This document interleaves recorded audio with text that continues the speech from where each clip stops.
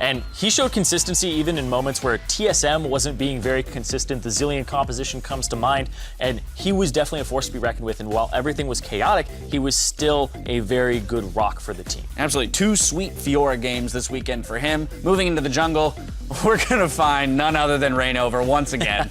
Yeah, this is his 4th week out of 5 that he's been the OP jungler. He just keeps going up against the other best junglers, and we say, man, I'm really excited for this matchup.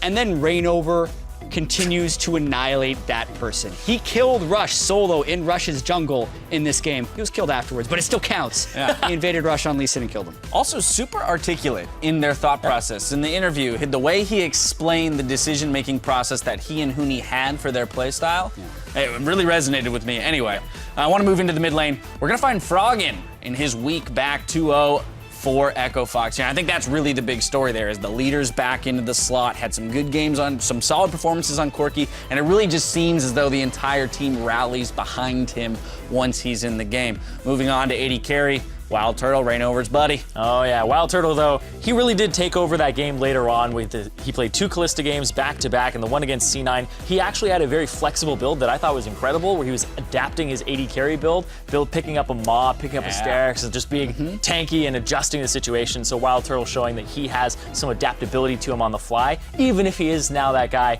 who's looking back at his 2015 late season and being like, you know what, that was a different WildTurtle. I'm back to my old self. Yeah, it was the I'm the only one who's allowed to have fun Kalista build. Yeah, that's what it was. Finally, our support is going to go to high. Yeah, and you can't really give enough props to this guy who switched to his 3rd position in under a year, and he's the only one who made this list who didn't win both games. It's because he had some very strong shot calls and played really strong Alistair in their game against Immortals, as well as in their game yesterday. So High continues to adapt to this support role, and Cloud9 looks like a very, very good team with him as a support. Yeah, I think at first glance, a lot of people would say, well, why is he getting it when Adrian beat him this week? And I think it's exactly that. When you look at the value that he adds to the team individually as a player, plus the fact that that was one of the closer games Immortals has ever experienced, and a lot of it is due in part to High's play. Yeah, it's the most deaths that Immortals have actually had in a single game. Oh, absolutely. 16 in that game, only 51 in the previous 9 combined. So basically tripling their deaths per game average. Which 67 deaths is a lot for a 10-0 team. That is true. That's kind of true. But that's just the way they play. They just play fast and loose, I guess. Well, anyway, those are the players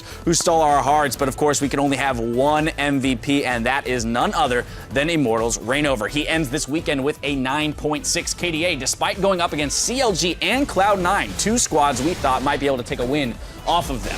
Now, he may have lost his perfect first blood stat, but he continues to make his team look good while putting forth strong performances of his own. And now he's no longer the Leonardo DiCaprio. He's got an award.